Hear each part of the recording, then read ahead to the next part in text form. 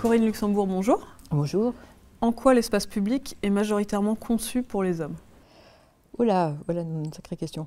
Alors, il est majoritairement conçu par les hommes pour une chose simple, c'est-à-dire que la plupart du temps, les urbanistes, les architectes, les maires, les gens qui décident de l'espace public sont des hommes. Et les normes sur lesquelles on se base pour construire l'espace public, eh ben, ce sont des normes qui ont été fabriquées par des hommes. Non pas qu'ils aient voulu évacuer principalement les femmes, mais voilà. Donc, à partir du moment où ce sont les gens qui les ont conçus, c'est principalement des hommes qui sont bien portants, jeunes, vaillants, se tenant droit et n'ayant pas vraiment de difficultés de mobilité. Donc, voilà. Et alors comment ça se traduit? Quelles conséquences ça a pour les femmes et pour les publics comme ça qui ne sont pas visés? Alors pour les publics qui ont plus de difficultés, ça se traduit par le fait que parfois ce soit compliqué de se déplacer dans l'espace public. Souvent, les personnes qui sont en charge des enfants ou de personnes en difficulté ou d'aller faire les courses, ce sont principalement des femmes.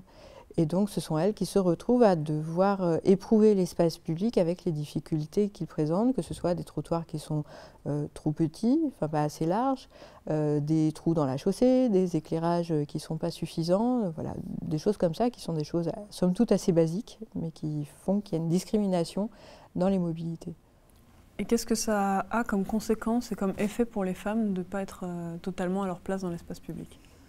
Alors, pas totalement à leur place dans l'espace public, on ne peut pas vraiment le dire comme ça, dans le sens où si on part du principe que les femmes n'auraient pas leur place dans l'espace public, ça veut dire qu'on valide le fait qu'elles ne l'auraient pas.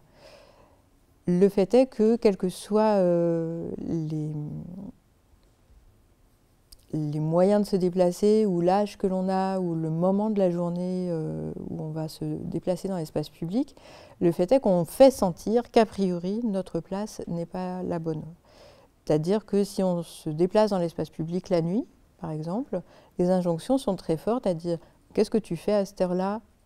Parfois même dans cette tenue-là, ou « mais tu devrais être chez toi à cette heure-là » ou « ne rentre pas trop tard parce que » ou « tu veux que je te raccompagne parce que ». Et donc l'injonction à se sentir vulnérable fonctionne assez bien malgré tout, parce qu'on est quand même nombreuses à nous sentir assez peu à l'aise finalement dans l'espace public quand c'est très tard le soir, ou en tout cas quand il fait nuit.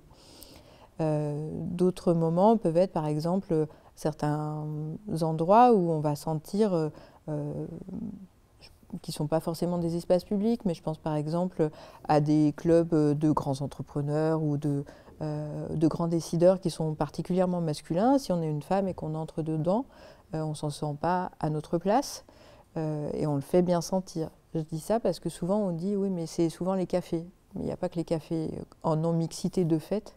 Il y a aussi des endroits qui sont des endroits de décision et de pouvoir dans lesquels, quand on est une femme, on ne se sent pas forcément bienvenue.